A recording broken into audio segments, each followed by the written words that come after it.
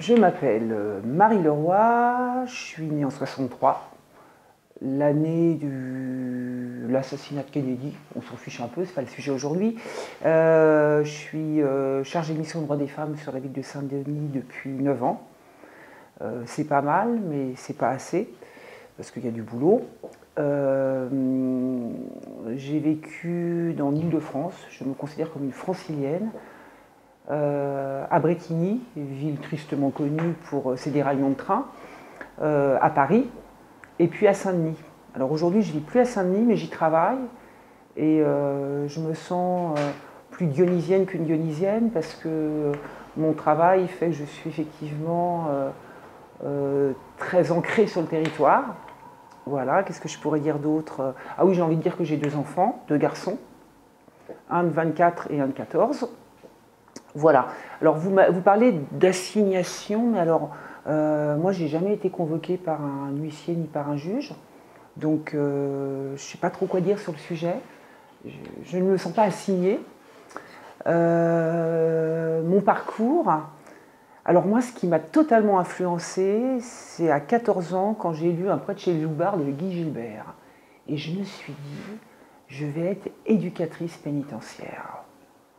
Et puis, en fait, la vie a fait que je me suis retrouvée assez tôt dans l'animation. Alors, c'est un travail que tout le monde connaît, hein, le BAFA. Voilà, donc j'ai travaillé assez jeune, dans une maison pour tous, à Marcoussis. Et donc là, c'est là où j'ai découvert l'éducation populaire, le théâtre, puisque moi, j'avais jamais été au théâtre enfant. Et donc, c'était assez formidable. Il y avait un 1000 clubs, ces espèces de 1000 clubs qui avaient été construits dans les années 70 sur le territoire français pour faire justement de l'animation socioculturelle.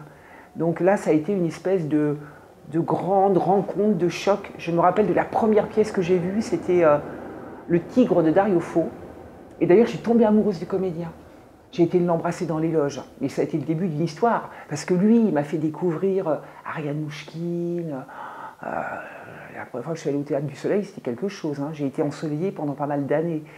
Et puis voilà, ça a été mon parcours. J'ai travaillé dans l'animation et dans tous les secteurs. C'est-à-dire qu'en centre de loisirs, en centre de vacances, j'ai ouvert une bibliothèque centre de documentation à la Goutte d'Or, à la ville de Saint-Denis. Donc mon combat, c'était l'accès aux livres. Voilà, j'avais été formée par l'Association française pour la lecture. J'ai monté une association. J'ai été très inspirée par Foucambert sur les questions de lecture. Et donc ça a été un truc énorme. Et puis j'ai atterri, parce qu'à l'époque, il y avait un magazine, je me rappelle, au Salon du Livre de Jeunesse de Montreuil, j'avais emmené des enfants, qui s'appelait Révolution. Et c'était un magazine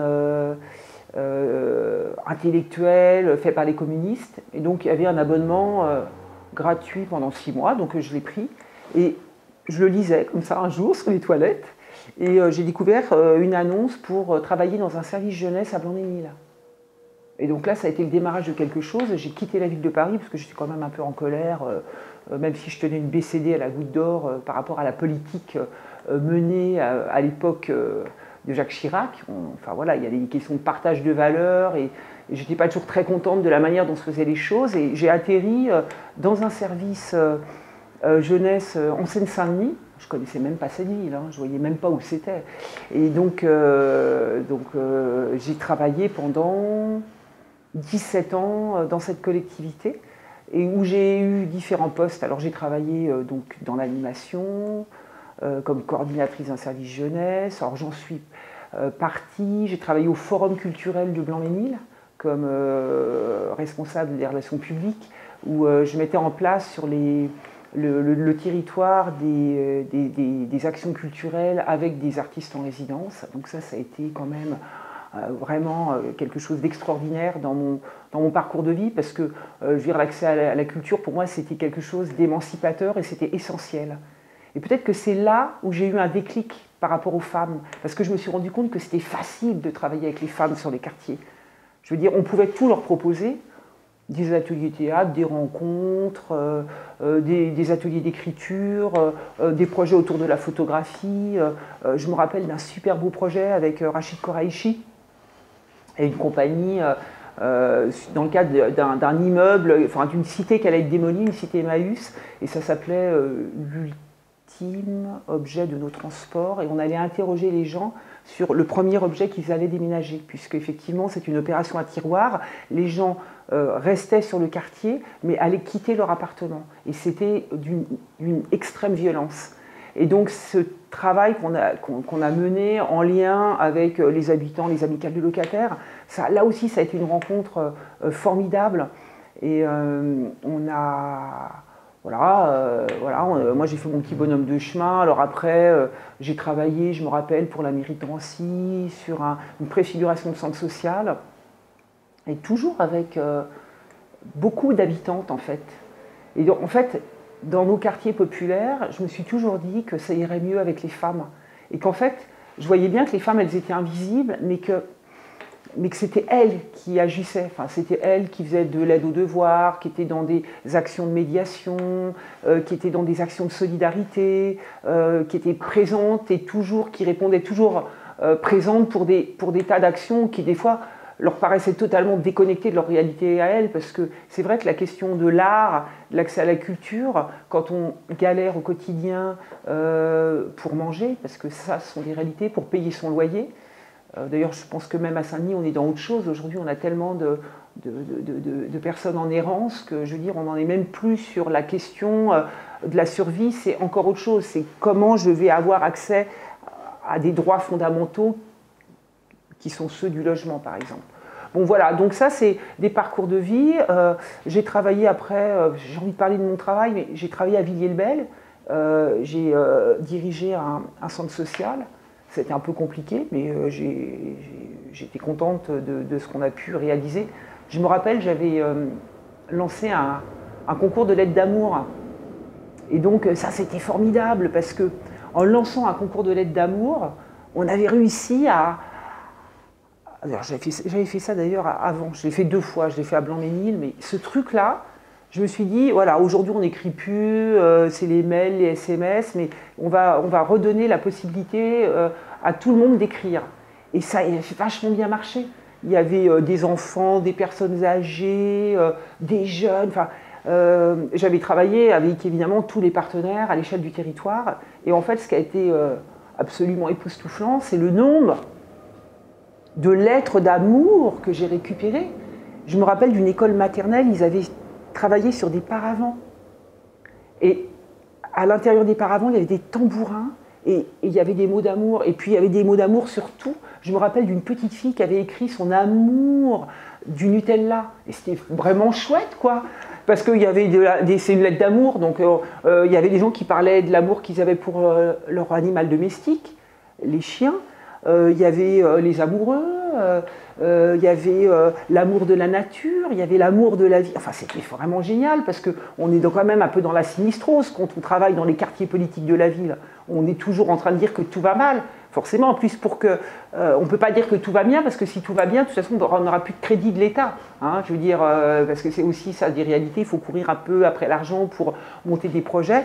Et donc, voilà. Et donc ça a été totalement génial, ces histoires-là, de travail, de ma vie. Et puis voilà, je suis arrivée à Saint-Denis il y a 9 ans, je crois. Et c'est sur le site de Profession Banlieue que j'ai trouvé cette annonce pour travailler comme chargée de mission de droits des femmes. Et au début, j'ai vu le poste, et puis il demandait de parler espagnol. Je me suis dit, oh là là... Enfin, je ne comprenais pas vraiment pourquoi, mais en fait, si, c'est parce qu'il y avait eu une mission qui avait été montée, mission européenne, qui s'appelait Urbal. Et donc, il y avait tout un travail qui avait été mené avec Quito, en Amérique du Sud, sur des échanges entre des femmes de Quito et des femmes de Saint-Denis. Et donc, ça avait été financé par l'Europe. Et donc, pour continuer ce travail, ils demandaient à la chargée de mission de droits des femmes qu'ils allaient embaucher de parler l'espagnol. Et moi, je me suis dit, oh là là, j'ai fait allemand et anglais, je ne vais pas postuler, quoi. Puis je me suis dit, je vais postuler quand même. Voilà, et puis je pense que c'est un poste où il y a eu quand même énormément de candidatures. Parce que c'est une chance énorme d'avoir un poste comme celui-là. Il y en a très peu, des chargés de mission de droits des femmes. Très, très peu.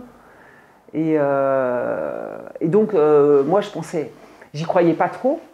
Et en fait, lors de mon entretien d'embauche, je suis tombée sur une femme qui voyaient bien ce que j'avais fait dans ma vie, qui voyaient bien ce que c'était qu'un DEFA, qui est le diplôme d'État relatif aux fonctions d'animation, qui avaient été touchés par mes histoires, des projets que j'avais montés sur les quartiers d'habitat collectif.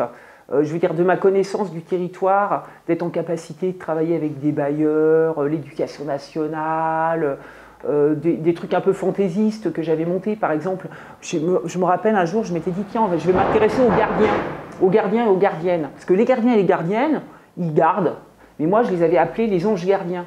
Et j'avais envie, dans le cadre de mon diagnostic, je veux dire, territorial, d'avoir tous les gardiens et les gardiennes du territoire, ceux qui sont dans les gymnases, ceux qui sont dans les écoles, ceux qui sont chez les bailleurs, et parce que eux, ils voient, ils entendent, et puis ils ont un rôle hyper important.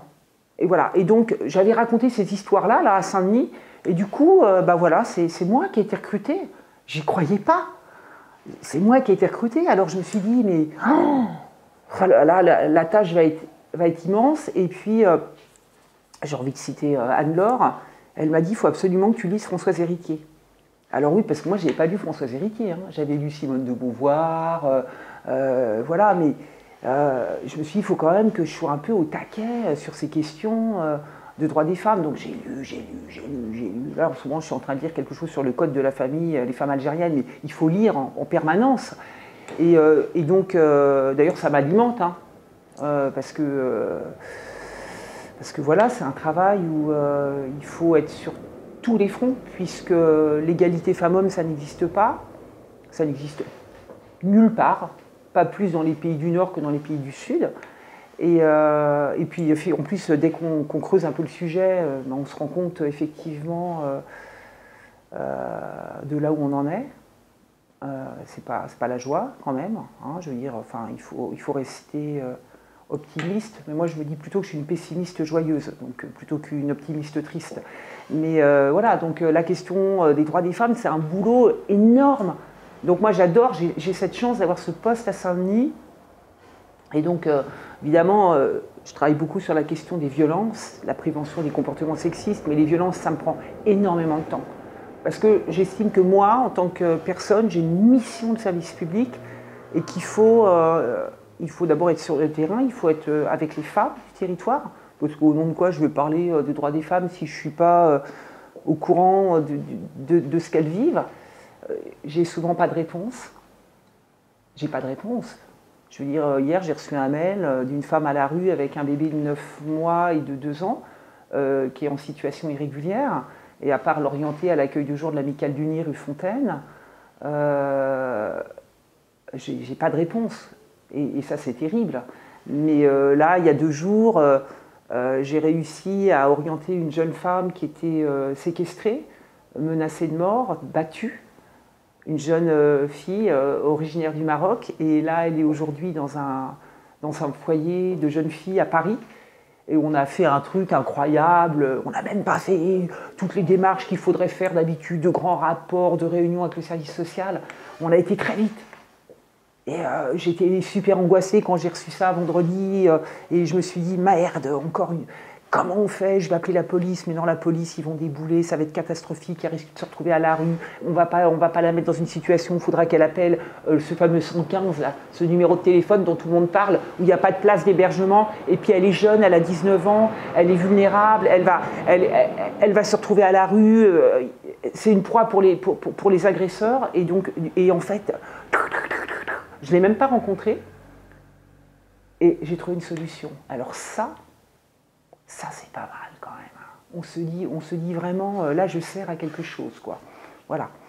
Donc j'ai un peu perdu le fil parce qu'il fallait que je parle de mon parcours. Je suis allée tout de suite sur mon travail d'aujourd'hui, mais c'était peut-être la suite des questions. Voilà. En fait, je suis tellement...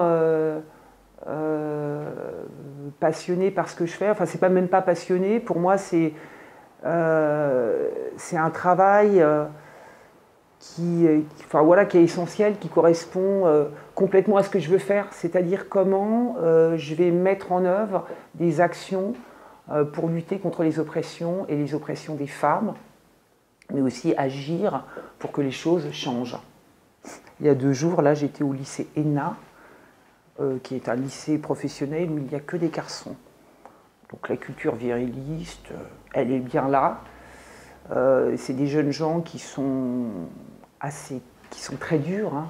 Et donc moi j'avais été interpellée par l'infirmière sur des propos très très homophobes, des propos extrêmement d'une très grande violence de la part de ces jeunes vis-à-vis des femmes. Bon, bah oui, une femme qui porte une jupe, c'est une pute.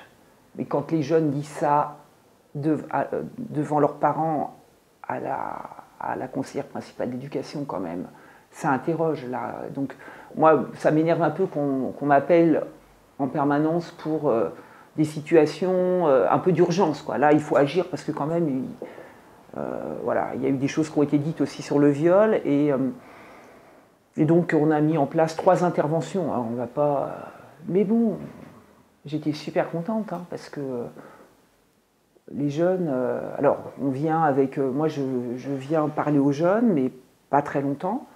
Je leur explique que je m'occupe d'égalité filles-garçons à la ville de Saint-Denis. C'est très marrant d'ailleurs, parce qu'ils disent « Ah bon parce qu'à la mairie de Saint-Denis, il n'y a pas l'égalité. » Bon. Et puis on parle. Et puis là, je leur dis toujours, au fait, à votre avis, les inégalités femmes-hommes, où elles se situent? Est-ce que vous connaissez une inégalité qui vous frappe? Et en fait, qu'on soit à l'école élémentaire ou qu'on soit au lycée, c'est toujours le salaire qui revient. Ça, ils en ont complètement conscience. Et ça, je trouve ça pas mal, parce qu'ils sont conscientisés. Moi, par exemple, je pense que quand j'étais ado, j'avais même pas conscience de ça. Je n'étais pas conscientisée. Moi, j'avais bénéficié de tout le combat des féministes. Je veux dire, le planning familial, il était en place. Moi, j'ai pu prendre la pilule sans demander l'autorisation à ma mère. Je veux dire, pour moi, tout était réglé. Je ne comprenais même pas ce que les nanas faisaient dans la rue. Voilà, j'avais aucune conscience. Et en fait, je me rends compte quand même que les enfants, ils savent un certain nombre de choses. Mais après, je veux dire, c'est pas suffisant. Et alors là, c'était marrant parce que, effectivement, ce jeune dit oui, le salaire. Ou alors, il y en a un qui lève la main et dit mais c'est normal que les femmes soient moins payées que les hommes. Je veux dire, quand même, elles font des enfants. Hein. Ah, alors là, j'ai dit ah oui, elles font des enfants. Je veux dire, et alors? Et puis, je voyais que la question, c'était le salaire. Donc, j'ai dit, mais qui paye les indemnités journalières? Et donc, c'était super drôle parce qu'ils étaient en train de réfléchir, puisque leur problème, c'était qu'effectivement, une femme soit payée pendant qu'elle est en congé maternité. Donc, bon, j'ai dit pas mal de choses. Et puis, ce qui m'a fait hurler de rire, c'est qu'il y en a un qui a dit « Ah, c'est Amélie !» Bah oui, celle qui paye les indemnités journalières, c'est Amélie. Et Amélie, c'est le site de la Sécu. Donc, finalement...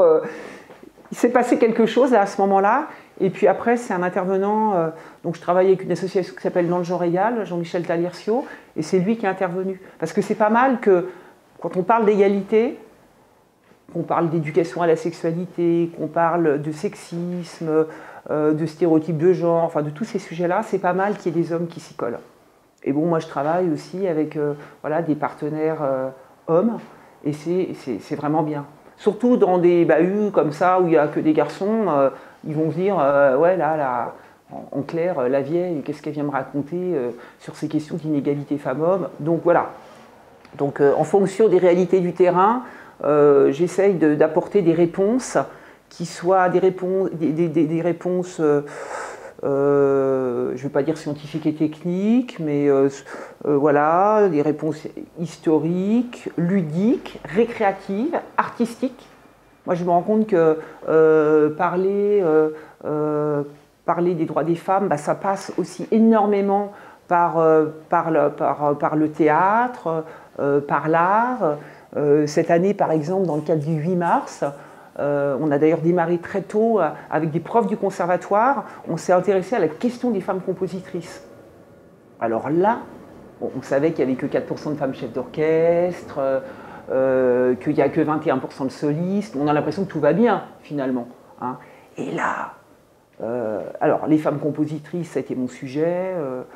Je suis devenue obsédée, j'écoutais Fanny Mendelssohn, j'ai découvert j'ai été voir combien de disques il y avait, il y avait à la FNAC, j'ai découvert qu'il n'y avait aucun concert de femmes compositrices qui était joué à Paris. Et donc c'était formidable que les élèves du conservatoire de Saint-Denis jouent des œuvres des femmes compositrices. Et puis on a récupéré une expo de la SACEM sur les femmes dans la création musicale. Et puis on a organisé des rencontres sur la thématique femmes et la musique. Et puis j'ai fait appel à HF, qui est la grosse association nationale qui milite pour l'égalité femmes-hommes. Et bon, on a repris une chanson sur l'égalité filles-garçons qui avait été composée l'année dernière sur le quartier Floréal.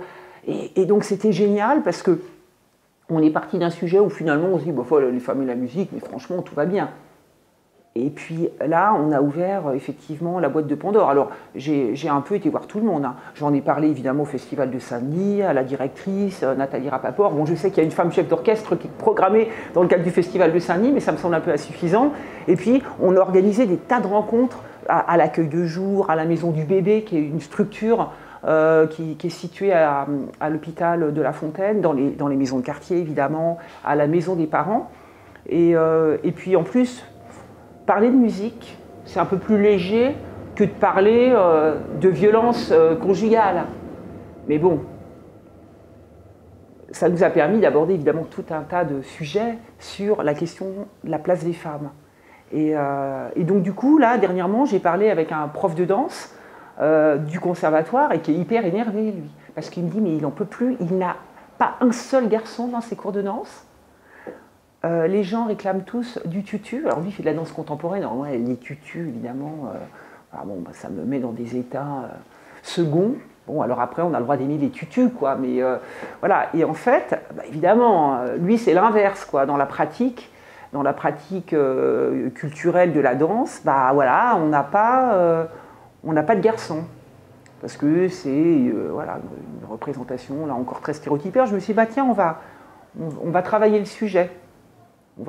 Qu'est-ce qu'on va pouvoir faire, qu'est-ce qu'on peut changer pour qu'effectivement il y ait plus de garçons qui pratiquent la danse à Saint-Denis. C'est extrêmement compliqué. Je me rends compte que même sur la pratique de danse hip-hop, qui s'est institutionnalisée, quand le hip-hop ne se faisait que dans la rue, c'était une pratique masculine, il n'y avait pas de filles. Aujourd'hui, il y a des cours de hip-hop, et quand on va voir les cours de hip-hop, il n'y a plus que des filles.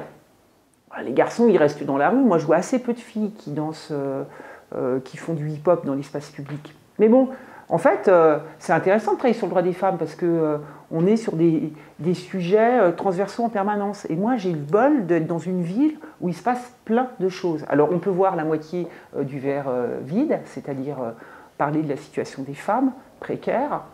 Je ne vais pas vous donner des chiffres là sur le nombre de femmes en situation de monoparentalité, terme qui m'énerve, parce que je préférerais qu'on parle de femmes célibataires, parce que quand on parle de monoparentalité, on ne sait pas si ce sont des hommes ou des femmes, mais je veux dire, les chiffres sont accablants sur l'extrêmement grande précarité de ces femmes. Donc qu'est-ce qu'on invente, qu'est-ce qu'on propose pour ces femmes qui finalement, elles, se retrouvent, quand on habite à la cité Pierre-Sémar, je prends ce quartier-là, parce qu'il y a un très gros pourcentage de femmes seules avec enfants. Je veux dire, le soir, on ne va pas au cinéma à l'écran, on ne va pas au TGP. Enfin, je veux dire, les femmes, on nous dit, oui, il n'y a pas de femmes dans l'espace public. Alors, on peut parler du sentiment d'insécurité, mais aussi on peut dire que quand on est seul avec des enfants, on n'a pas les moyens de se payer une babysitter, d'aller au bistrot, d'aller au cinéma, au théâtre, et que sais-je encore, ou même d'aller se promener tout simplement, parce que, je veux dire, le soir, elles sont à la maison avec les enfants, et ça, c'est une réalité.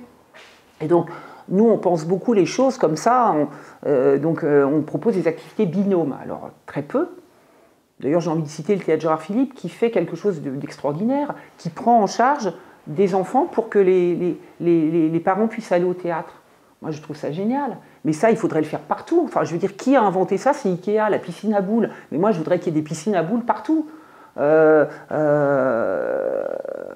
me rappelle de cette réflexion, je vais reciter Anne-Laure, mais de Saint-Denis, qui est une militante engagée, qui fait des ateliers philo. Mais quand on a monté l'association La Palpe, il y avait cette idée de faire des séances de cinéma pour les parents et pour les enfants. C'est très compliqué parce que alors, il y avait une prise en charge, on avait monté ce truc-là, une prise en charge à la librairie Folidange qui était à côté du cinéma. La difficulté, c'est que les films pour les enfants sont beaucoup plus courts que les films pour les adultes, entre guillemets. Et c'est compliqué quand il y a une demi-heure, trois quarts d'heure, voire une heure d'écart entre deux films. Et donc notre projet d'avoir des séances pour les parents et pour les enfants, c'était difficile. Mais en même temps, je crois que c'est aussi des réflexions qui agitent la société tout entière. Par exemple, moi j'en ai parlé au directeur des sports, et donc il y a des expériences là dans un gymnase. Comment on fait aujourd'hui pour que les femmes puissent, je veux dire, faire du sport? Alors c'est peut-être pas une démarche féministe, on va se dire, bah oui, il faudrait que les hommes ils prennent un peu en charge les gosses, mais enfin de toute façon quand elles sont seules avec les enfants, je veux dire, le sujet ne se pose même pas. Et donc il faut développer des activités binômes. Moi c'est mon gros truc en ce moment. J'ai envie que, bah voilà, on va au sport, bah madame fait son sport, l'enfant fait du sport. Ça peut se faire à la piscine. Il faut réinventer, je veux dire, des modes de fonctionnement du service public, que ce soit dans toutes les activités qu'on propose. Parce que sinon, les femmes, elles vont toujours être là, à s'occuper des enfants. Bon, de temps en temps, il y a des hommes qui s'occupent des enfants, c'est bien, mais il faut que tout le monde puisse avoir les mêmes droits. Et l'accès à la culture, l'accès à l'éducation, voilà. Et ça, ce que je trouve intéressant, c'est que c'est quelque chose qu'on peut travailler à l'échelle du territoire local. Évidemment qu'il faudrait que ce soit national, etc., mais à partir du moment où on y réfléchit en donnant des statistiques, en parlant des réalités du terrain, voilà, on améliore les choses. Là, par exemple, la semaine prochaine, on va faire une sortie au musée d'art et d'histoire avec des femmes de la Maison du Bébé, qui sont des femmes et des enfants qui ont un handicap. Très souvent, c'est des femmes en errance. Maintenant, il y a un espèce de jargon, là, où on parle des enfants poussettes, ces femmes qu'on voit dans le RER tard le soir, qui sont logées dans des hôtels sociaux en Ile-de-France et qui se baladent, je veux dire, avec leurs poussettes, puisque elles peuvent être domiciliées à Saint-Denis, mais être logées, je ne sais où, en Seine-Saint-Denis, voire dans le Val d'Oise, etc. Et donc, voilà, moi, je vais essayer j'ai organisé une rencontre au musée d'art et d'histoire avec un atelier de pratique artistique. Et donc, mon problème, là, c'est que je n'ai pas le personnel pour garder les bébés. Parce qu'en fait, je voudrais que les enfants ne soient pas dans leurs pattes quand elles vont visiter le musée, mais ça s'appelle la Maison du Bébé. Moi, je parle évidemment beaucoup de mon travail. Je suis très engagée dans mon travail, mais j'ai toujours été très engagée dans mon travail. Quand je travaillais en centre social, j'étais super engagée parce que, pour moi, c'est une question, je veux dire, politique, humaine. Je veux dire, moi j'ai fait le choix de travailler dans le domaine social, du service public, de l'humain. J'ai toujours été hyper en colère par rapport aux inégalités, j'ai toujours combattu le sexisme, l'intolérance, le racisme. Et en fait, j'ai jamais été politisée, dans le sens où j'ai jamais été encartée. J'ai toujours bossé dans des villes de gauche, il faut le dire quand même. Il n'y a pas beaucoup de villes de droite qui embauchent des chargés de mission droits des femmes.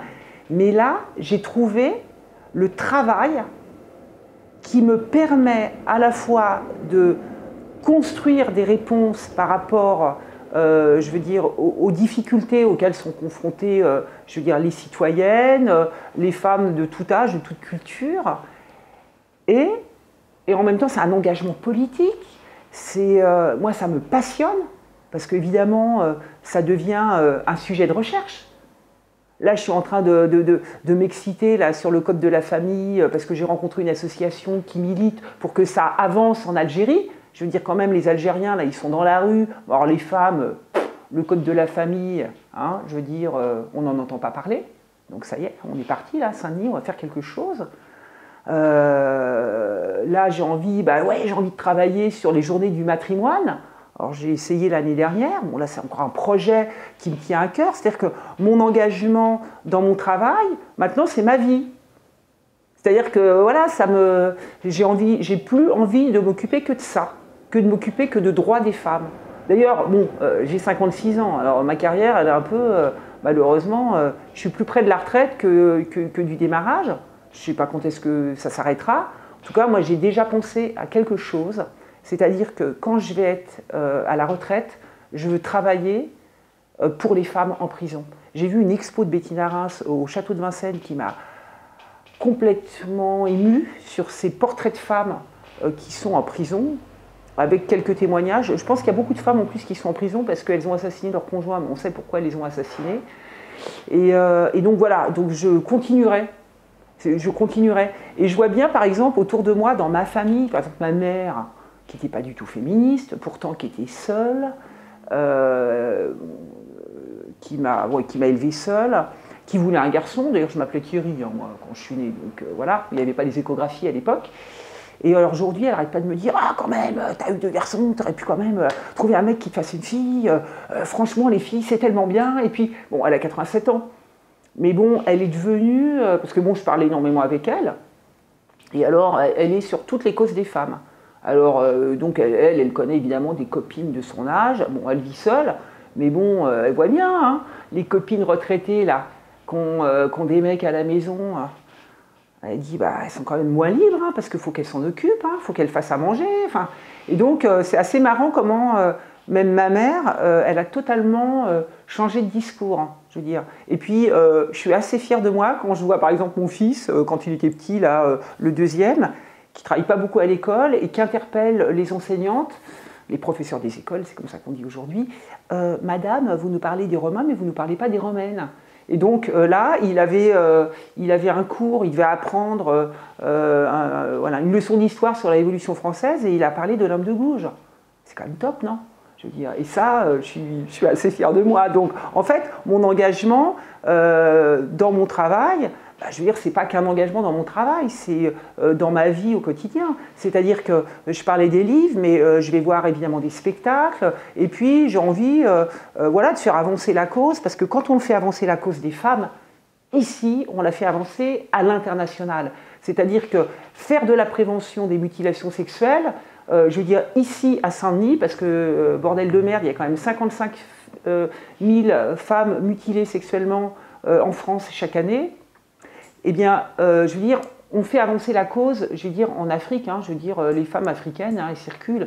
Il y a des lois, elles ne sont pas forcément appliquées, mais enfin bon, nous, il y a aussi des lois pour l'égalité salariale, et ce n'est pas non plus appliqué. Mais en tout cas, j'ai l'impression qu'en plus, dans une ville où il y a 130 ou 133 nationalités différentes, bah, je veux dire, on va faire bouger les choses. Moi, j'en ai rien à faire, hein, que les petites, elles arrivent du Sri Lanka, du Pakistan. Je veux dire, à partir du moment où il y a des mariages forcés qui se posent, où les filles ne peuvent plus continuer leurs études, ici sur le territoire, eh bien, il faut se battre. On a un pays je veux dire de loi, de droit, il faut faire avancer la cause des filles et des femmes, je veux dire, sur notre territoire, et je pense que ça bouge aujourd'hui, ça bouge partout, parce qu'il y a effectivement les réseaux sociaux.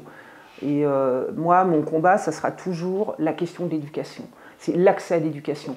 D'ailleurs, je vois depuis plusieurs années le parcours de certaines femmes, des femmes victimes de violences qui étaient sous emprise, qui ont vécu des trucs terribles, celles qui s'en sortent, mais qui ont un travail, qui sont épanouies, qui font des choix, c'est les femmes qui ont été à l'école, je veux dire. Et ça, je veux dire, quand il y a un continuum de violence, on voit bien des parcours de femmes, je veux dire, petites bonnes, je veux dire, à 4-5 ans, mariées de force à 12 ans, arrivées en France, je veux dire, dans des conditions déplorables. En plus, aujourd'hui, je ne vais pas parler de ça, mais toutes les femmes migrantes dans leur parcours de migration, elles sont victimes de viols.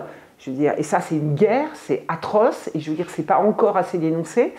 Mais quand il n'y a pas eu, il n'y a pas des ressources, il n'y a pas de ressources dans l'enfance, les femmes, elles ont quand même vachement de mal à s'en sortir. Mais en fait, je me dis aussi, et c'est toujours la moitié du verre plein dont j'ai envie de parler, c'est qu'elles sont toutes hyper courageuses. Moi, il y a des femmes, des fois, je me dis, mais comment elles sont debout? Comment elles arrivent même encore à amener leurs enfants à l'école, quand je vois les situations dans lesquelles elles sont. C'est absolument terrifiant. Parce qu'aujourd'hui, on est quand même face à une crise sociale sans précédent, et moi, ça me fout en rogne. Je suis en colère. Je veux dire, mais comment un pays comme la France, on peut accepter ça? Enfin, hier, j'ai été voir Désobéir, je veux dire, au théâtre Paris-Villette. Témoignage de 4 filles, ça a été un spectacle qui a été monté au théâtre de la Commune, qui aborde la question, évidemment, de l'histoire des filles et des femmes. Et j'ai pris le tramway, là, entre Porte de Saint-Ouen et puis la Porte de Pantin, et c'est pas possible, quoi. C'est pas possible qu'il y ait tant de pauvres, tant de gens à la rue, ce qu'on appelle les migrants. Alors on entend plein de trucs, oh, Porte de la Chapelle, c'est la colline du crack, et puis allons-y, et puis... mais c'est pas possible. Enfin, moi j'ai l'impression d'être dans un pays qui va pas bien du tout. Alors peut-être que c'est un effet Île-de-France, qui a effectivement, il y a une concentration de gens extrêmement pauvres, mais il y a des bidonvilles partout. Dès qu'il y a un terrain vague, il y a des gens qui vivent là. Il y a des enfants, des femmes, il y a des familles qui vivent à la rue. Et moi, ça me met mais dans une rage. Mais dans une rage, parce qu'on entend des choses. Ah oui, politiquement, mais ça fait longtemps qu'on entend. Et j'ai l'impression qu'il y en a de plus en plus. Et on sait que vivre à la rue, en tout cas pour les hommes, c'est terrible, comme pour les femmes, pour les enfants, évidemment. Mais pour les femmes, celles qui vivent à la rue, et il y en a plein à Saint-Denis, bien évidemment, hein, c'est ce qui les attend, c'est les agressions sexuelles. Et donc, moi, je trouve qu'il y a un truc là qui ne va pas du tout. Et là, aujourd'hui, moi, je me dis, bon, là, je fais mon boulot à Saint-Denis, je travaille beaucoup avec les écoles, je travaille beaucoup avec des associations, mais j'ai envie que les choses changent. Et comment faire? Je veux dire, là, on nous parle des élections européennes, on nous parle des histoires. Là, en ce moment, j'écoutais la radio, on entend parler de Balkany. J'ai vu qu'il y avait un parti qui s'appelait le Parti animaliste. Non, mais moi, j'aime beaucoup les animaux de compagnie, hein. Mais enfin, je veux dire, j'ai vu une tête de chien là sur une affiche, j'ai dit, mais qu'est-ce que c'est que ce truc-là? Je veux dire, en Europe aujourd'hui, avec les difficultés auxquelles on est confronté, de misère, de misère sociale, de gens qui sont... qui seraient, je ne sais pas, au Moyen-Âge, comment on les appelait, des gueux, des pauvres honteux, des indigents. Mais il y en a tellement. Alors, bon, voilà, et puis il faut continuer de vivre. Et moi, je me dis, qu'est-ce que je peux faire pour continuer? Et c'est vrai que je n'ai pas envie de faire de politique. Je n'ai pas envie de m'inscrire dans un parti, je n'ai pas envie de militer, parce que j'y crois plus trop, en fait. J'y crois plus trop, et donc... Bon, ouais, en ce moment, je m'interroge. En tout cas, cette très grande précarité, cette très grande pauvreté, cette misère auquel on est confronté tous les jours, me touche énormément. Parce qu'on a très longtemps pensé, on disait clochard quand j'étais enfant, on a dit SDF. D'ailleurs, je fais un petit aparté. C'est les initiales du Stade de France. D'ailleurs, l'autre fois, j'ai emmené des femmes au Stade de France et je leur ai dit « Oh, on va l'appeler le Stade des femmes. On va en faire un stade pour une grande assemblée. » Mais bon, qu'est-ce qu'on fait pour changer ça, quoi? Moi, j'ai presque honte quand je dis que j'ai pas de solution par rapport à une dame qui est avec son bébé, avec ses deux petits dans la rue. Je fais de la réorientation et j'ai pas de solution. Donc voilà, donc moi j'ai envie de continuer à travailler sur tous ces sujets qui sont des sujets de droits humains, et puis de continuer à me battre aussi pour l'éducation à la culture, parce que ça, je trouve que c'est l'essentiel, quoi. Je veux dire, moi, ce qui m'a sauvée quand j'étais mal, quand j'étais adolescente, parce que j'ai fait aussi des âneries comme tout le monde, c'est des rencontres, parce qu'on se construit à partir de rencontres. Par exemple, la rencontre avec le théâtre, ça a été quelque chose d'énorme. Avec l'art, j'ai eu du bol. Je me suis retrouvée hôtesse d'accueil au centre Georges Pompidou. Pareil, moi, quand j'étais enfant, on ne m'emmenait pas au musée. J'ai eu accès à l'écriture, à la lecture et à la musique. C'est déjà énorme par rapport à d'autres qui n'ont accès à rien. Mais bon, moi, j'ai travaillé à Beaubourg comme hôtesse d'accueil. À l'époque où ça fermait à 22h, je faisais du 18-22, après la fac de Paris 8, et c'était quand même génial. Et bon, moi j'ai envie que, voilà, ça fait partie des choses que je mène sur ce territoire, et puis ça me permet d'être sur le terrain. Et puis des fois ça dépasse un peu le cadre de mon travail, parce que c'est de l'engagement personnel, c'est de se dire, voilà, il faut que les gens ils puissent avoir accès au beau. Voilà. Et alors évidemment, quand on vit dans la rue, super compliqué. Mais bon, moi je me rends compte à chaque fois que j'ai amené des femmes de toute nationalité, je veux dire, voir des spectacles, visiter la basilique, parce que ça évidemment on a le bol, on a la basilique, aux archives nationales, travailler avec des artistes en résidence, ça a tout le temps été des rencontres merveilleuses. Donc ça c'est quelque chose, et l'éducation populaire, c'est pas un mot comme ça qui n'existe plus. Non, c'est hyper important, quoi. Alors, évidemment, on pourrait se dire ça sert pas à grand chose. Je veux dire, ceux qui ont accès à la culture, ceux qui ont les moyens, ils sont là, et puis bah, les autres, ils restent là, mais c'est pas grave. Moi, je veux dire, je veux continuer ça, de faire en sorte que les gens, ça sera mon combat de toute ma vie, quoi, de faire en sorte que les gens puissent avoir accès aux livres, au cinéma. Hein, voilà. D'ailleurs, j'ai une petite pensée pour le cinéma à l'écran. Hein. On organise des ciné-clubs femmes, on donne accès à des femmes au cinéma pour aller voir des films, évidemment, sur des thématiques femmes. Hein. On fait ça avec le panorama du Maghreb et du Moyen-Orient. Mais bon, il n'y a encore pas si longtemps, il y a une dame qui m'a dit « Mais moi, j'avais jamais été au cinéma de ma vie. » Et ça, quand moi, j'emmène des femmes au cinéma qui n'ont jamais été au cinéma, je me dis c'est top, quoi. Voilà. Donc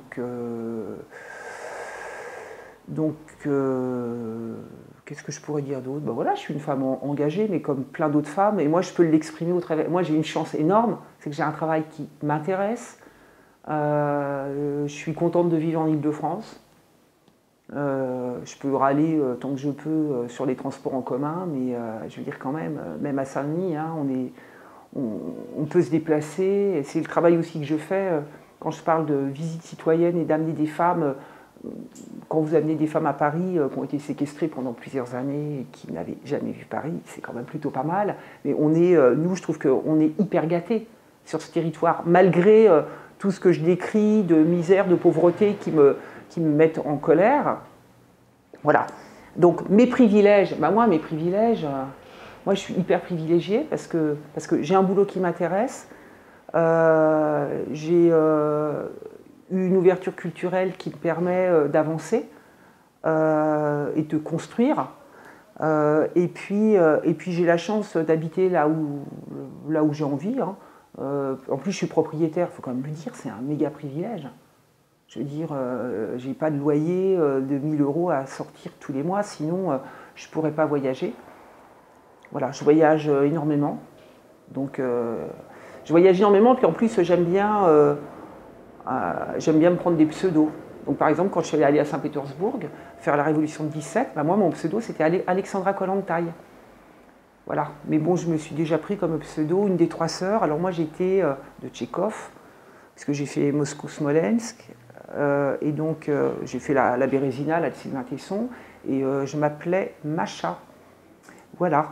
Et d'ailleurs, je ne suis pas allée à Moscou, donc un peu comme dans les 3 sœurs. Voilà. Et puis là, je vais aller à Berlin cet été, je vais aller en Ukraine. Enfin, j'étais en Géorgie il n'y a pas longtemps. Donc là, j'ai une petite affection pour les pays baltes, parce que c'est une histoire qui m'intéresse. Je suis allée au Japon l'année dernière quand même. Alors là, une grande histoire encore. Mais bon, voilà, moi je me dis, je suis hyper privilégiée parce que j'ai une maison à moi, je vis en Île-de-France, j'ai un boulot qui m'intéresse et j'ai un peu de sous pour voyager. Après, je ne vais pas rentrer dans les détails, mais bon, voilà, c'est quand même une chance énorme et je me rends compte de cette chance que j'ai là, moi, de pouvoir avoir accès à tout ça. C'est-à-dire la musique, le théâtre, l'opéra, et puis tout ça fait que je fais des rencontres formidables. Parce que quand on est ouvert, je veux dire, sur le monde, voilà, on a une vie riche, quoi. Donc ça, c'est un sacré privilège. Et puis mes oppressions, je suis une femme. Alors en fait, j'ai envie de dire, je dis toujours en rigolant, c'est bien, parce que maintenant que je suis vieille et moche, ça va beaucoup mieux. Mais oui, mais ça va beaucoup mieux parce que moi, je me suis fait suivre. Avant, on n'en parlait pas, je veux dire, de ces histoires d'agression sexuelle dans l'espace public. Moi, je sais ce que c'est qu'une tentative de viol. J'ai eu de la chance. Hein. Il m'est rien arrivé. J'ai eu très très peur quand j'ai vu des exhibitionnistes dans les transports en commun. J'en ai jamais parlé. Si j'avais dit ça à ma mère, c'était terminé. Hein. J'ai été bouclée à la baraque et je ne sortais plus. Je ne prenais plus mon RER de Brétigny à la gare d'Austerlitz. Hein. Donc, ça, c'est maintenant, je suis peinarde. Je suis peinarde. Et puis, comme j'organise des stages d'autodéfense régulièrement à Saint-Denis, en mars et en novembre, Là d'ailleurs, j'ai envie de faire un petit aparté, c'est quelque chose de professionnel. J'en ai mis en place pour les aides à domicile. Vous savez, ces femmes qui vont s'occuper des personnes âgées, qui ont des amplitudes horaires de 8 heures à 20 heures, qui sont pas très reconnues, parce que déjà s'occuper des personnes âgées, c'est le métier du cœur, comme on dit, donc tout le monde s'en fout. C'est très dur. Elles ont peur.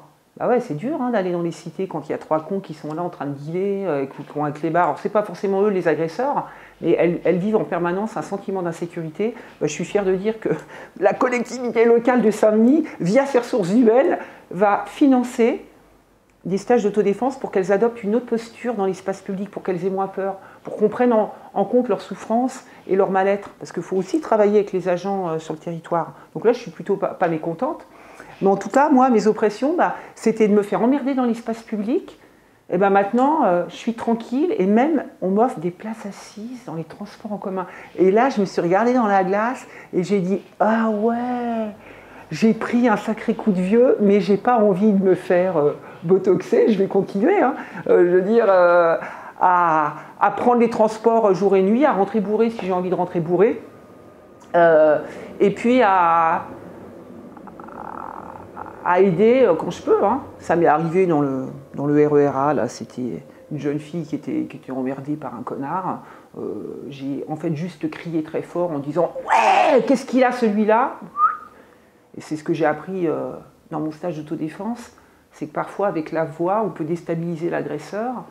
Et le gars est parti. Et j'étais super contente. Et j'ai dit aux filles qui étaient là, vous voyez, il faut rester solidaire. Voilà.